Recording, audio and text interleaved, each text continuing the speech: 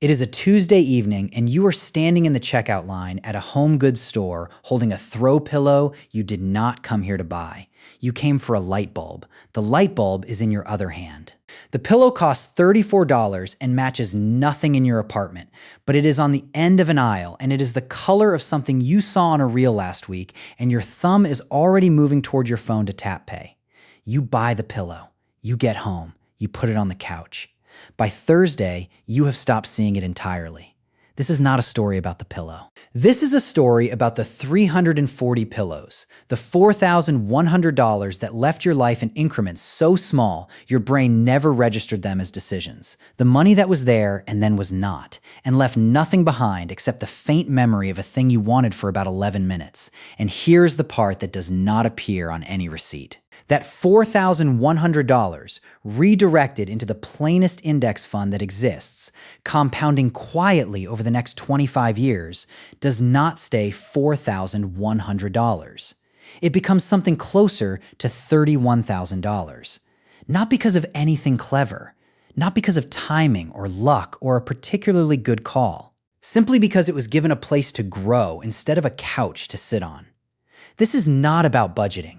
It is not about cutting out coffee or making a spreadsheet or tracking every dollar with the focus of someone preparing for an audit. Those approaches require a version of daily discipline that most people sustain for about 3 weeks before life interrupts and the whole system quietly collapses. This is about 3 habits. 3 deeply boring, almost embarrassingly simple habits that do not look like wealth building from the outside and do not feel like it from the inside. They do not require willpower in the traditional sense. They do not require a higher income. They do not require you to already have money to work with. They require something rarer and more structural. They require you to change the architecture of how money moves through your life, not the effort you apply to it. My name is Dexter. I built this channel because the version of money most people were handed was incomplete. The financial education most of us received was either too academic to apply or too simplistic to trust. This channel exists to fill that gap, honestly, without an agenda and without pretending the math is more complicated than it actually is. If this is your first time here, drop a like on this video, even if you do not subscribe. It genuinely helps more people find this content and costs you nothing. Now, 3 habits. Arranged not by how dramatic they sound, but by how deeply most people have already absorbed them without realizing it. We start with the one you have probably heard a version of before and have probably not done. We end with the one that will make you want to argue before I finish explaining it. That ordering is intentional. The first habit is one you already understand on some level. The reason it keeps showing up in financial conversations is not because it is new. It is because almost nobody actually installs it in a meaningful way, and the people who do consistently report that it changed how money behaves in their life more than any other single adjustment they made. You make spending harder, not impossible, not painful, not some ascetic discipline exercise where you punish yourself for wanting things, just harder, deliberately, architecturally harder. Here is the current situation for most people. Your debit card is saved in somewhere between 4 and 9 apps right now. You do not know the exact number because you never counted. You tapped a small checkbox that said save card for faster checkout at some point, probably without registering it as a decision, and now the space between wanting something and paying for it is approximately 3 seconds and 1 fingerprint. The decision, if you can even call it that, happens faster than conscious thought. That is not an accident. Amazon held a patent on one-click purchasing for 20 years. When that patent expired in 2017, it was considered among the most valuable pieces of intellectual property in the history of retail. Not because the technology was sophisticated. It is not sophisticated. It is a single stored record and 1 fewer tap. They protected it for 20 years because friction, the tiny inconvenient gap between desire and payment, is the single biggest threat to impulse revenue that exists. Every additional second between wanting and buying is a measurable percentage of lost conversion. They ran the studies. They hired the behavioral economists. They built their entire checkout architecture around the elimination of that gap because they understood at a fundamental level that your money was safest for them when your brain had the least amount of time to think. You removing your card from an app is not a small personal finance tip. It is you clawing back the seconds they spent 20 years and billions of dollars trying to eliminate. The friction spending habit works like this. You go through every app on your phone that has a saved payment method. You remove the card. You disable one-click checkout wherever it exists. You make a specific account, a plain, separate, completely unremarkable account, and you move your discretionary spending money there. This account has no app saved anywhere. When you want to buy something that is not essential, you have to take an actual card out of an actual wallet, or type a 16-digit number into a field, or transfer money between accounts first. You have to introduce time and action into a process that was previously designed to have neither. That added friction is worth more to your financial life than almost any other single change you can make because it does not ask anything of your willpower. It does not require you to be stronger than the impulse. It simply requires the impulse to survive long enough to meet a small obstacle. Most impulses cannot. There is data on this. When retailers moved from cash only to card transactions in the 1980s and 90s, average transaction values increased by between 12 and 18% across categories. People spent more, not because they had more money, but because the physical act of handing over paper currency had been replaced by a tap that felt like nothing. The pain of paying, which behavioral economists call payment pain, is a real measurable phenomenon that directly limits how much people spend. The more you can feel money leaving, the less of it leaves. The more invisible the transaction, the more freely it flows. Every technological improvement to checkout in the last 30 years has been, from the consumer's perspective, an improvement in the wrong direction. Contactless payment, saved cards, one click, buy now, pay later, integrated into checkout, digital wallets, each one a reduction in the friction that protected your money and an increase in the smoothness that transferred it to someone else. You were told these innovations were conveniences. They were. They were conveniences for anyone who wanted your money to move more freely. The friction habit reverses the direction of that engineering. People who actually install this typically report the same thing within the first 30 days.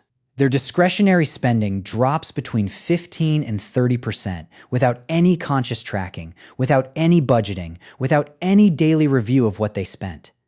Not because they became more disciplined people, because they gave their brain enough time to finish the process that convenience was interrupting. The decision was always available to them. They just needed the seconds back. There is a practical version of this that is worth being specific about. You are not removing your card from everything. Your recurring bills, your subscriptions you have intentionally chosen, your regular necessary purchases, those stay as they are.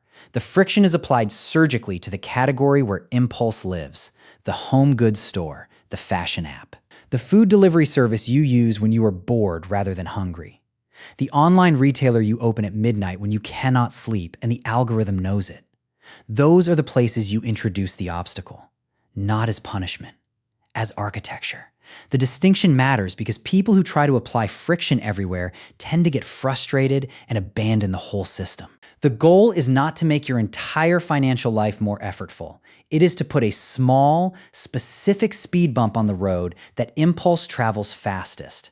One card removed from one app is enough to start. The habit builds from there. The second habit is the one that sounds almost too obvious to mention and almost nobody does consistently. It sits somewhere between the obvious and the genuinely underrated in a way that makes it easy to dismiss and surprisingly difficult to actually practice. You delay any non-essential purchase by 48 to 72 hours. That is it.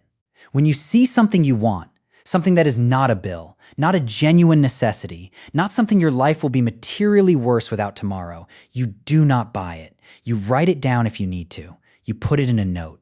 You acknowledge that the want exists. And then you wait. 2 days, sometimes 3. You come back and look at it again and make the decision then. The mechanism here is not discipline. It is neuroscience. Your brain produces a dopamine response to novelty that is functionally identical to the response it produces to genuine need. An item you spotted on a shelf or saw in an ad or noticed in someone else's apartment triggers the same neurological urgency as something you actually require. Your brain does not have a native category for distinguishing between I need this and I notice this. Both feel like wanting. Both feel like now. The immediacy is not a signal about the importance of the purchase. It is a feature of how your reward system is constructed. 48 hours is enough time for that signal to run its natural course. The neurological literature on impulse buying consistently shows that the emotional intensity of a desire peaks within minutes of exposure and then decays over the following hours unless it is continuously reinforced by re-exposure. The item you wanted desperately at 11 on a Tuesday night is, in most cases, a different kind of want by Thursday morning. Not gone necessarily, but smaller, quieter, more honest about its actual place in your life. Studies tracking the purchasing behavior of people who self-impose waiting periods before discretionary purchases show consistent patterns. Depending on the category and the individual, between 60 and 75% of items placed in a waiting period are never purchased. Not because the person decided against them through careful analysis. Not because they did research and concluded the purchase was poor value. Simply because the want reached its natural expiration and was not there when the waiting period ended. That is not restrained spending. That is the return of an honest want signal. There is a man who has run a version of this habit since he was 23 years old. He keeps a simple note on his phone. The note is called considering. When he wants something that is not necessary, it goes in the note with the date he added it. Every Sunday evening, he opens the note and reviews what is there. He buys the things that still feel genuinely wanted on Sunday. He removes the things that do not. He has run this note for 9 years. He has never sat down and calculated exactly what he has saved because, as he says, the math would be depressing in a direction he would rather not think about. What he knows is that on Sunday, the note typically has 6 to 12 items in it, and he typically buys 1 or 2 and removes the rest. The math on that ratio over 9 years is not a small number. The deeper function of this habit is something that does not appear in the behavioral economics literature as clearly as it should. It trains your brain over time to treat the want differently from the start. After several months of consistently not acting on the immediate impulse, the initial spike begins to feel different. You start to register it as a signal to add to the list rather than a signal to open an app.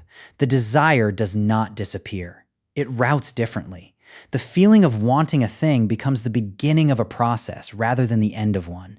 And that rewiring is worth considerably more than any individual purchase it prevents. There is also a secondary effect that people who run this habit long enough inevitably notice. When you do buy something after the waiting period, you buy it differently. You have already thought about it. You have already let the first wave of desire pass and watched a second. Quieter desire either remain or disappear. When you buy the thing, it tends to be something you have considered across multiple days and multiple moods, which means it tends to be something you actually want rather than something a Tuesday evening wanted on your behalf. The satisfaction of those purchases is meaningfully different from the satisfaction of impulse purchases.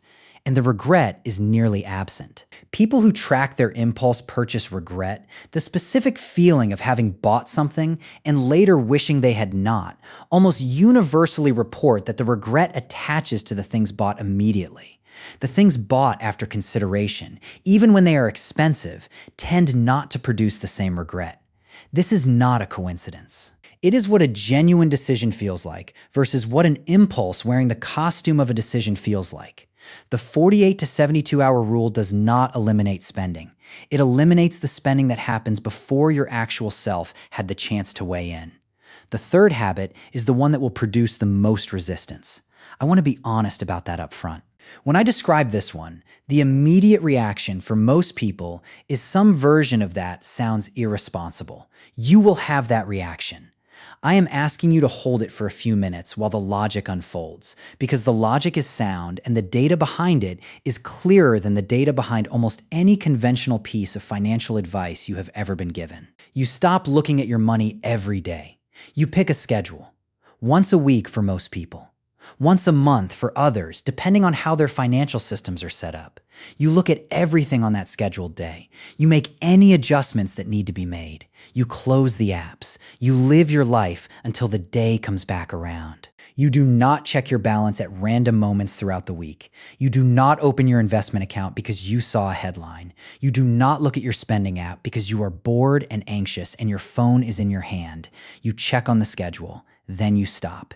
Every mainstream piece of personal finance advice will tell you to do the opposite. Know your balance at all times. Track every dollar daily. Stay on top of it. Monitor your spending constantly so nothing sneaks up on you. The advice is always delivered with the implication that more awareness equals more control, that watching closely equals managing well. Here is what daily monitoring actually produces in most people when you study the behavior rather than the intention. It produces anxiety that masquerades as responsibility. It produces micro-reactions to information that is too short-term to be meaningful. A balance that looks lower than expected on a Wednesday because a bill cleared is not information that requires action, but the anxiety it produces does produce action, specifically the kind of anxious, emotional, reactive action that consistently makes financial outcomes worse rather than better. Daily monitoring gives your nervous system more data than it can process calmly and then watches your nervous system make decisions with it. The investment behavior research on this is not ambiguous. It is one of the most replicated findings in behavioral finance. Investors who check their portfolios less frequently consistently achieve better long-term returns than investors who check them more frequently when controlling for all other variables. The mechanism is straightforward. Checking creates the opportunity to react.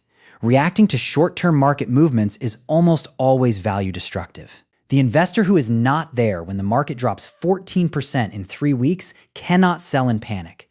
The investor who is checking daily is. The frequency of monitoring directly predicts the frequency of reactive decisions, and reactive decisions in investing almost universally go in the wrong direction. A paper published through the National Bureau of Economic Research found that households that received less frequent feedback on their investment portfolios took on more appropriate risk levels and achieved substantially better long-term returns than households with identical starting positions who received continuous feedback. The difference was not strategy. It was not knowledge.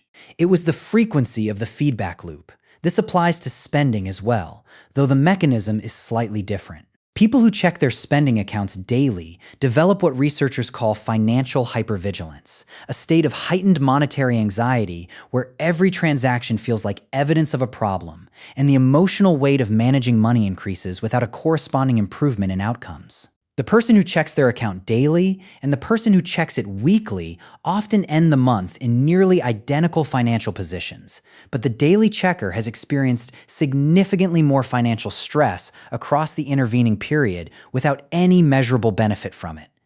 There is a woman who discovered this by accident. She had been tracking her account daily for almost 2 years. She considered herself financially responsible, which she was. She knew where every dollar went. She adjusted her behavior based on her balance constantly. She felt perpetually anxious about money despite being, by any objective measure, financially stable.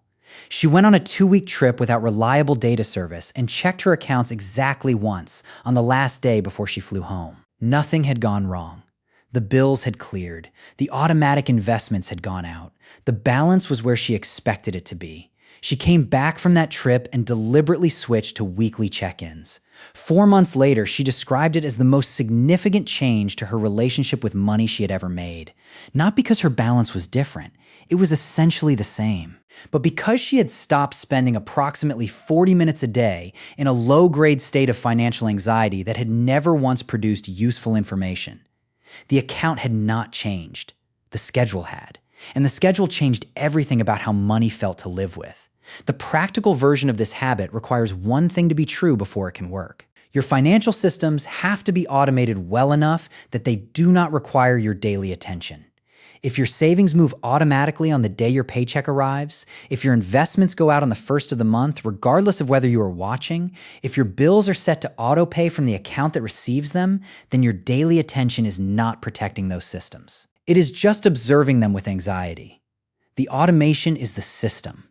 Your watching is not. This is the reason the habit pairs so naturally with the other two. If you have installed friction on your spending and a waiting period on your impulses, the financial decisions that require your attention have already been substantially reduced. The automated systems handle what they handle. The friction handles what it handles. The waiting period handles what it handles. Weekly check-in confirms that everything is operating as designed. Then you close the app and get your week back. The money blind spot habit is not irresponsible. It is a transfer of responsibility from your daily emotional state to a system you designed when you were calm and clear-headed. Your Monday morning anxiety does not get to overrule the system your Sunday evening self put in place. Your Wednesday afternoon financial fear does not get to log into your brokerage and make a move that your rational self would never endorse. The system runs. You check the system on schedule. The rest of the time, you live your life without money as a constant background noise. That, for most people, turns out to be worth considerably more than they expected it to be. 3 habits. None of them are income. None of them require a raise or a second job or a windfall or a better moment to start. All 3 of them change what happens to the money that is already flowing through your life. The friction habit makes spending take effort, and effort is the only thing standing between an impulse and your bank account. The delay habit gives desire the time it needs to tell you the truth about itself, and most desires, given enough time, tell you they were not really desires at all. The blind spot habit transfers the work of financial management from your daily emotional state to a system built when you were calm, and then keeps your daily emotional state out of the way. Here is what these 3 habits look like combined in a real life, running simultaneously. You are the person who feels the pull of something in a store and removes your hand from your phone. You are the person who adds it to a note on a Tuesday and does not look at the note again until Sunday. You are the person whose investments are already moving before you wake up, whose savings have already left before your spending can reach them, who checks their balance once a week with the calm energy of someone reviewing a system rather than the anxious energy of someone looking for evidence of a problem. You are not particularly disciplined by traditional standards. You do not review your spending every morning with a color-coded spreadsheet. You do not white-knuckle your way past every temptation with sheer force of character. You have simply made it structurally harder for money to leave without a genuine decision behind it, structurally slower for desire to convert into purchase, and structurally quieter for anxiety to find its way into your financial life. The person running all 3 of these habits looks identical to everyone around them. Same job, same apartment, roughly the same spending on the things that matter. But at 35, they have $20,000 more invested than their equivalent who did not install the system. At 45, depending on the market, they have $50,000 more. At 55, the gap is a different conversation entirely. None of that gap came from a single moment of brilliance. It came from the 300 Tuesday evenings when the money stayed long enough to go somewhere.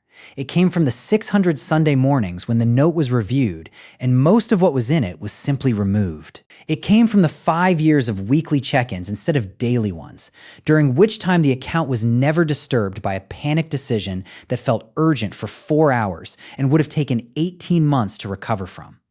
The boring version of building wealth is not the version that gets the headline. It does not have a number that tripled overnight or a trade that changed everything or a moment where the protagonist finally understood the secret nobody else had figured out. It has a Tuesday in a checkout line. It has a note called considering. It has a Sunday evening review and then a closed app and a week that belongs entirely to living rather than to monitoring. It has a throw pillow that was never bought and $31,000 that quietly, unremarkably, grew in its place. If this is the kind of financial thinking you have been looking for, subscribe. New video every week. And tell me in the comments which one of these 3 habits you are going to try first. Because the answer to that question will tell you something honest about where your money is going right now. See you in the next one.